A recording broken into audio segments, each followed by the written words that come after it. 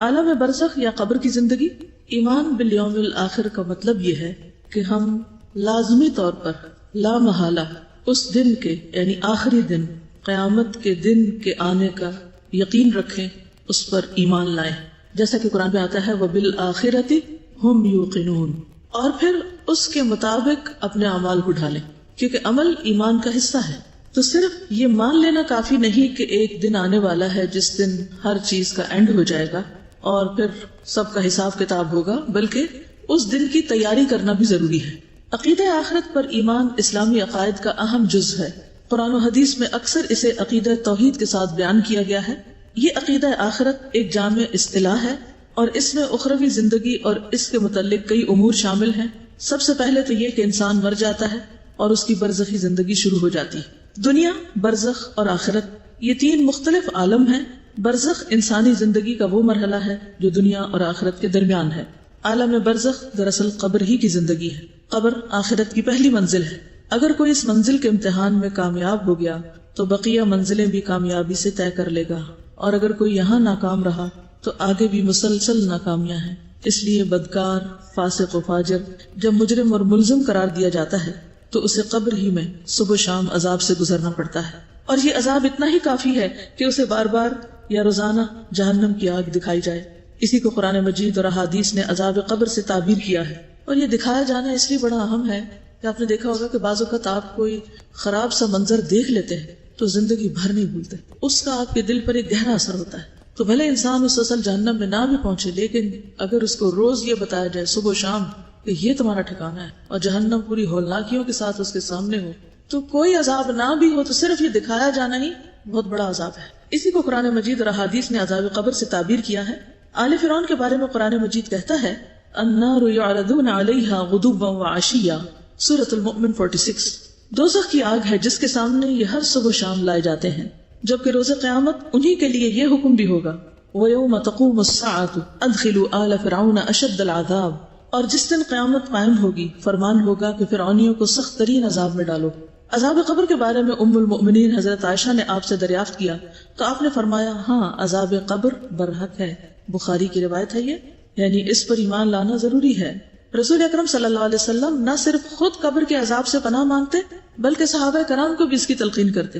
ایک اور حدیث میں آپ نے فرمایا جب تم میں کوئی فوت ہوتا ہے تو اس کی قبر میں صبح شام اس پر اس کی جگہ پیش کی جاتی ہے، یعنی اگر وہ جنتی ہے تو جنت، اور اگر جہنمی ہے تو جہنم اس کے سامنے پیش کی جاتی، اور کہا جاتا ہے یہ تیری اصل جگہ ہے جہاں قیامت والے دن اللہ تعالیٰ تجھے بھیجے گا۔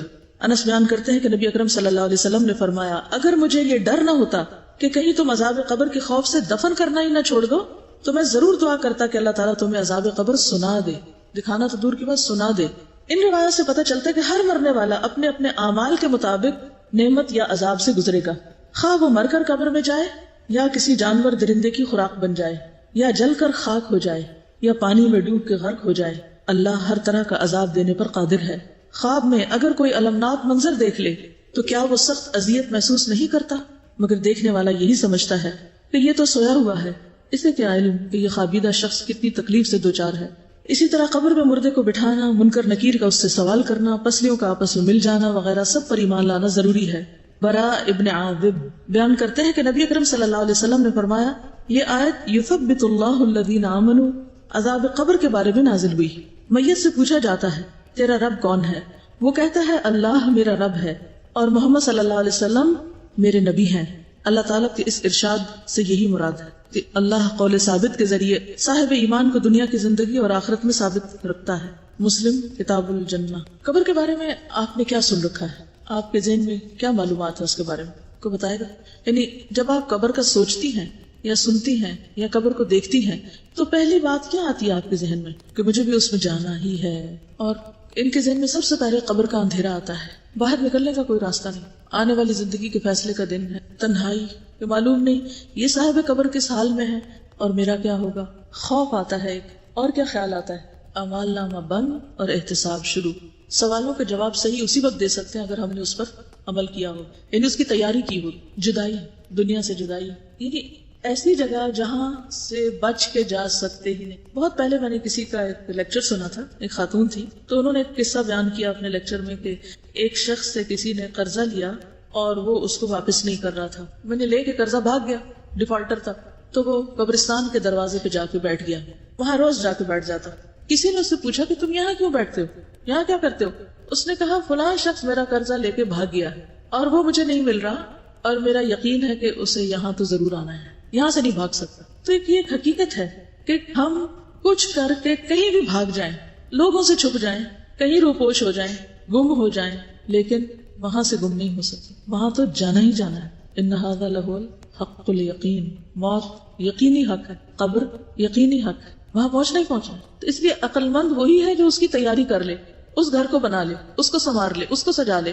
ابھی ہمیں دیکھنا ہے کہ ہم اپنے دنیا کے گھروں کے لیے کتنے فکر مند ہوتے ہیں اور روز کیسی کیسی پلاننگ کرتے ہیں, اور ان کو بڑا کرنے اور ان کو مزید سجانے اور ان کے اندر مزید دنیا بھر کے پتھر کے ٹکڑے لا کے رکھنے کی کیسی کیسی فکر کرتے ہیں. اپنی کمائی کا بہترین حصہ جو ہے وہ صرف خوبصورت ڈیکوریشن پیسوں پہ خرچ کر کے اپنے آس پاس رکھ کے خوش ہوتے رہتے ہیں, لیکن اس قبر کے اندر کے لیے کیا کچھ رکھا ہوا ہے, وہاں کتنے ڈیکوریشن پیس ہیں, اور وہاں کے ڈیکوریشن پیس کیا ہیں, اور وہاں کی خوبصورتی کیا ہے, اس کے بارے میں کتنا سوچتے ہیں.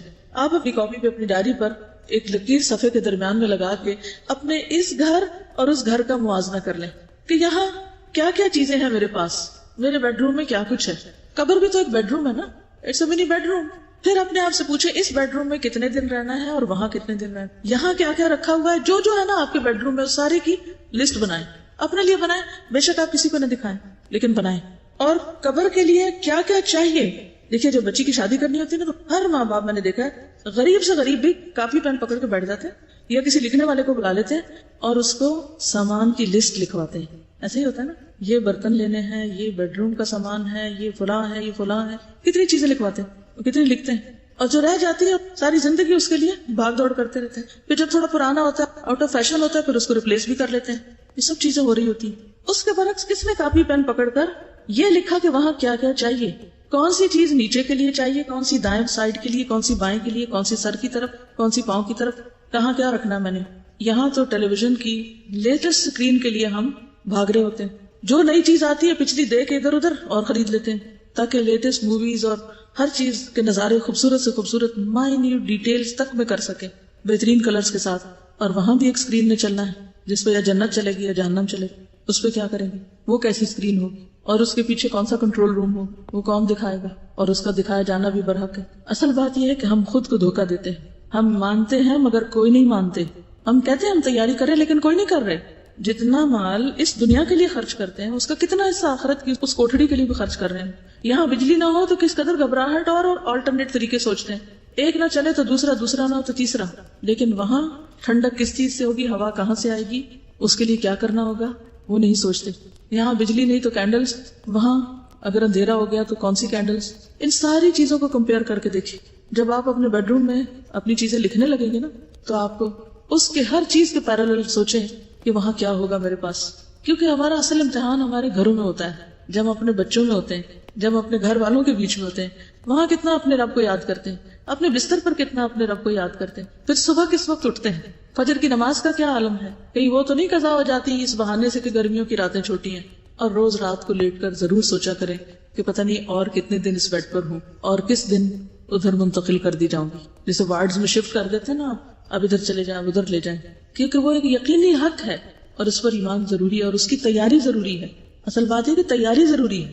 ماننے کی سچائی تو تبھی پتہ چلے گی جب کچھ تیاری کریں گے, اور اگر تیاری نہیں کر رہے تو اس کا مطلب ہے کہ وہ ماننا بھی بس زبانی کلامی ماننا ہے, حقیقت میں نہیں مان رہے. ہمیں گاڑی چاہیے ہوتی ہے نا, روز گاڑی میں بیٹھنا ہوتا ہے, تو جب گاڑی کا دروازہ کھولتے ہیں اور آج کل گرمی ہے, دھوپ ہے اور اس میں اسمیل آنے لگتی ہے اگر کوئی بھی چیز بیچ میں رہ جائے, صفائی نہ ہو, اور حالانکہ تھوڑی دیر بیٹھنا ہوتا ہے, آدھا گھنٹہ گھنٹہ, لیکن اس کے لیے کس قدر کنسرن ہوتے ہیں کہ اس کو صاف ہونا چاہیے. اگر سیٹیں خراب ہو گئی تو سیٹیں چینج ہونی چاہیے, کمفرٹیبل نہیں رہی, اسپرے ہونا چاہیے, کتنی کتنی تیاریاں کرتے ہیں. لیکن قبر جس میں اس وقت تک رہنا ہے جب تک اللہ تعالیٰ دوبارہ نہ اٹھا دے, اس کے لیے کب سوچتے ہیں. نبی صلی اللہ علیہ وسلم نے فرمایا قبر آخرت کی پہلی منزل ہے, اگر وہاں نجات مل گئی تو بعد کے سارے مراحل آسان ہو جائیں گے, اور اگر وہاں نجات نہ ملی تو بعد کے سارے مرحلے دشوار ہیں. اور آپ نے یہ بھی فرمایا اللہ کی قسم میں نے جتنے بھی مناظر دیکھے ہیں قبر کا منظر ان سب سے ہولناک ہے. پہلی بات تو یہ کہ جب مردے کو دفن کیا جاتا ہے تو اس کا جسم جب ڈیکمپوز ہونا شروع ہوتا ہے تو آپ کو پتہ ہے کہ اس کی اسمیل کیسی ہوتی ہے, کبھی کوئی مرے ہوئے چوہے کی یا مرے ہوئے مردار کی کوئی اسمیل دور پار کہیں سڑک سے گزرتے ہوئے گاڑیوں کے اندر بند شیشوں میں بھی آپ کو آ جائے تو کیسی کیفیت ہو جاتی ہے. یہ جسموں کا حال ہونے والا ہے. ان جسموں کے لیے دنیا میں کیا کچھ کرتے پھر رہے ہیں, کتنے فکر مند ہیں, اور وہاں کیا حال ہونے والا ہے جبکہ کوئی عزیز ترین پیارا بھی پلٹ کے نہ دیکھے گا. ابو لہب کے ساتھ کیا ہوا, اس کے اپنے بچوں نے اس کے ساتھ کیا کیا, کس طرح صرف لکڑیوں کے ساتھ دور سے گڑھا کھدوا کے حبشیوں سے اس کو دھکیل دیا, اس میں نہ غسل نہ کفن نہ کچھ بھی نہیں, اور اس کے ساتھیوں کو قلیب کے کنویں میں پھینک دیا گیا. السلام علیکم. ایک ڈاکیومنٹری میں دیکھ رہی تھی نیٹ جیو پہ کس طرح سے ہیومن ڈیکے ہوتا ہے, تو وہ بتا رہے تھے کہ جو سارا بلڈ ہوتا ہے وہ آپ کے جو ہالو اسپیسز ہوتی ہیں وہاں پہ جمع ہو جاتا ہے, آپ کے منہ کے اندر, آپ کے پیٹ کے اندر, اور پھر آہستہ آہستہ وہاں پہ گیسز جمع ہوتی ہیں تو وہ پھٹنا شروع ہو جاتی ہیں. جو قبر سے آوازیں کہتے ہیں نا آتی ہیں, وہ اصل میں یہی ہوتی ہیں جب آپ کے اسٹمک کے اندر گیسز پھٹتی ہیں, آپ کے لنگس کی گیسز پھٹتی ہیں, اور بہت اس طرح سے آپ کی اسکن ڈیکے ہونا شروع ہو جاتی ہے. تو یہ اللہ کے رسول صلی اللہ علیہ وسلم قسم کھا کے فرما رہے ہیں کہ اللہ کی قسم میں نے جتنے مناظر دیکھے ہیں, قبر کا منظر ان سب سے زیادہ ہولناک ہے.